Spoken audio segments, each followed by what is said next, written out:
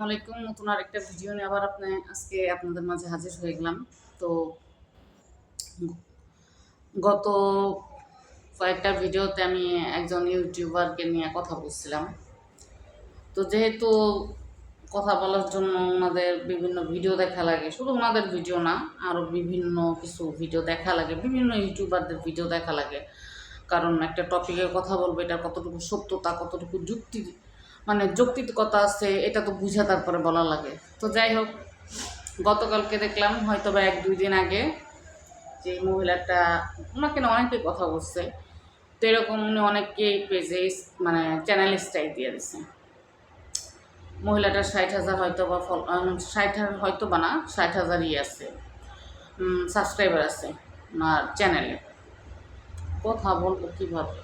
এই গাড়িগুলো রাত্রে 10টার পরের থেকে শুরু হয় যাওয়া আসা। এই ঘরে মানে এই ঘরে তো দাঁড়ানোই যায় না, এত আওয়াজ।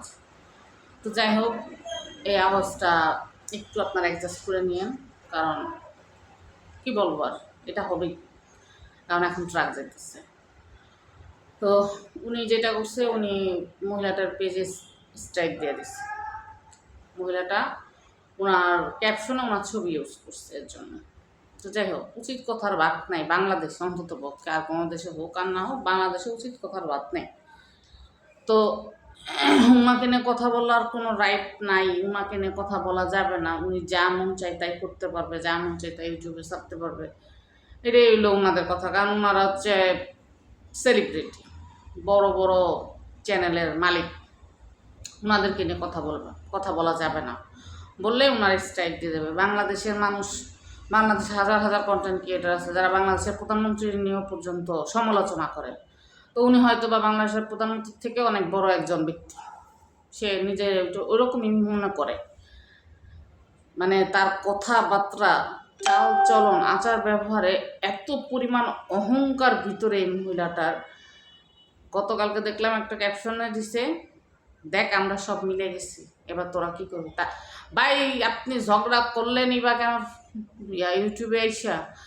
ওই ঝগড়া বলতে আপনার ভাইবের সাথে কী নিয়ে লাগছেন না লাগছেন তাই না, কেন ইউটিউবে এসে দেখাইতে গেছেন, আবার তা মিলেও গেছেন, আবার তাও দেখাইতে এসেছেন।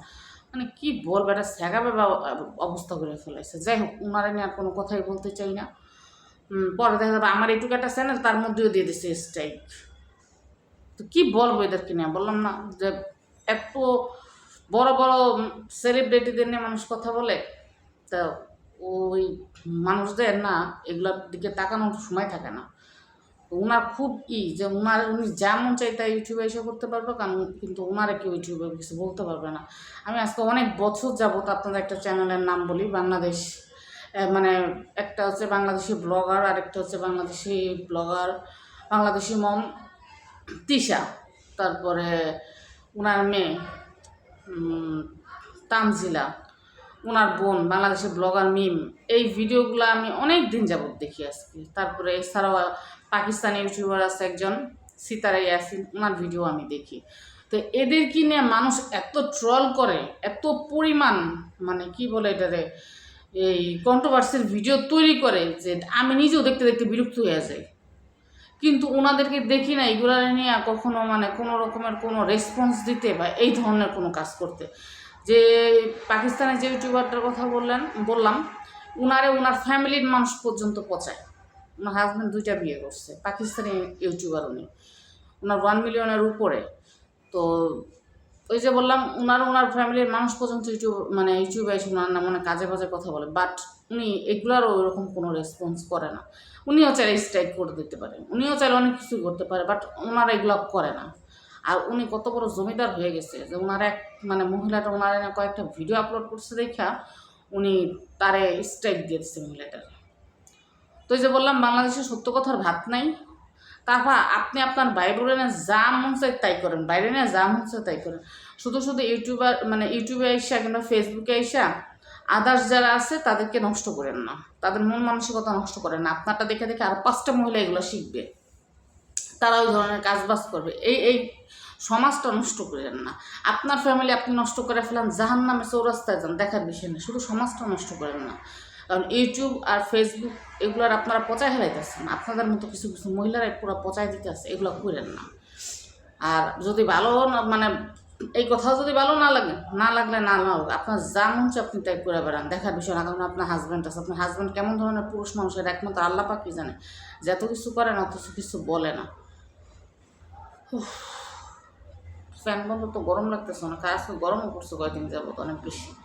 তো যাই হোক, মহিলাটার ভিডিও দেখার পর আমার আসলেই খারাপ লাগছে যে এমন কোনো খারাপ কথা আপনারা বলে নেই, এমন কোনো খারাপ কথা ওনারা বলে নেই। উনি জাস্ট ওনারা বুঝাইছে যে আপনি এগুলো বলেন না ইউটিউবে এসে, এই কথাটাই কেন বলছে ওনার হাতে গা লেগে গেছে।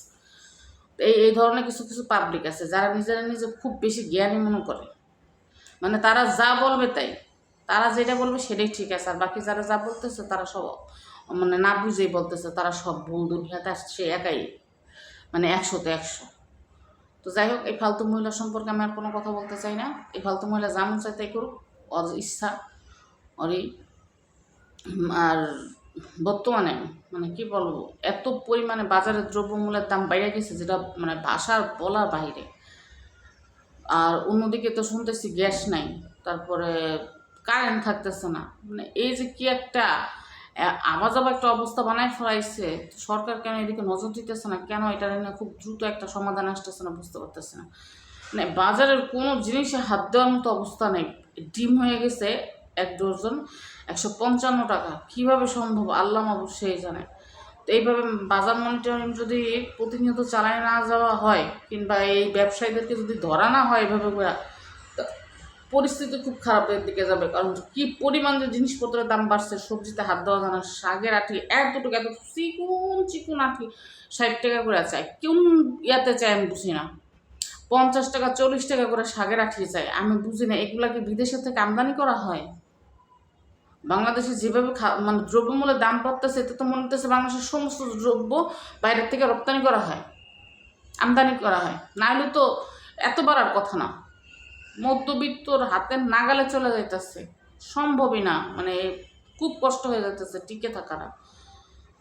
আর আমাদের এখানে তো মনে করেন যদি বাংলাদেশের সব জায়গায় 100 কোনো জিনিসের দাম 100 টাকা হয়, তাহলে এখানে 200 টাকা একদম। দামাদামি করা যাবে না, ডিরেক্ট বলবে নিলে নেন, না নিলে না নেন। কারণ ওই যে বাজার মাত্র দুইটা, একটা হলো একদম পিচ্ছি একটা বাজার যেটার মধ্যে শুধু শাকসবজি পাবেন, আর একটা মাছের দোকান থাকে, তাও সকাল 10টা পর্যন্ত, 10টার পর আর কিছু পাওয়া যায় না। আরেকটা যে বাজার আছে সে বাজারের মধ্যে যে আগে একটা ভিডিওতে বলছি, যারা দেখেন নাই দেখেন, আমি বলছিলাম হাতে গোনা 10টা-15টা মাছ পাওয়া যায়। 10টা-15টা বলতে কি 10টা-15 রকমের মাছ পাওয়া যায় এই, আর সবজি। আর ওই যে পাশে কিছু মুরগির দোকান আছে, গরুর দোকান আছে এই। তো ওই রকম আহামরি কোনো বাজার নাই, যার কারণে তারা জানে যে এখানকার মানুষ কিচ্ছু করার নাই, তাদের কাছ থেকে নেওয়া লাগবে, তাদের কাছ থেকে সব কিছু খাওয়া লাগবে, যার কারণে তারা তাদের ইচ্ছা মতো দাম বাড়ায়। আর একটাই কথা, নিলে না, না নিলে না নেন। আর না নিলে বাধ্য হইয়া ওই 50 টাকা খরচা করে বুইগর যাও। আমি যখন যন্ত্রণার মধ্যে আছি, এই ভুইগড়ে যাইয়া আবার এই 100 টাকা রিক্সা ভাড়া, গাড়ি ভাড়া দিয়ে এসে বাড়ি 4 তলা পর্যন্ত ট্রেনে নিয়ে আসতে অনেক কষ্ট হয়ে যায়, যার কারণে মানুষগুলো অসহায়ের মতো থাকে। কি বলবো, বাজারে গেলে মানুষজন বলে যে এরা আমাদেরকে পাইয়ে নিচ্ছে। তো যাই হোক, এর বাংলাদেশে একটা জিনিসের দাম বাড়লে আর এই জিনিসটার দাম কমে না। তো এই যে কি শুরু হইলো আল্লাহ মাবুদ জানে। যাই হোক, ভিডিও অনেক বড় হয়ে যেতেছে। যদি ভিডিওটা ভালো লাগে অবশ্যই একটা লাইক করবেন, কমেন্ট করবেন, সাবস্ক্রাইব করে আমার চ্যানেলটার পাশেই থাকবেন। প্রচুর গরম লাগতেছে, কোথায় বলা সম্ভব হইতেছে না, ঘামতেছে আর ঘামতেছে।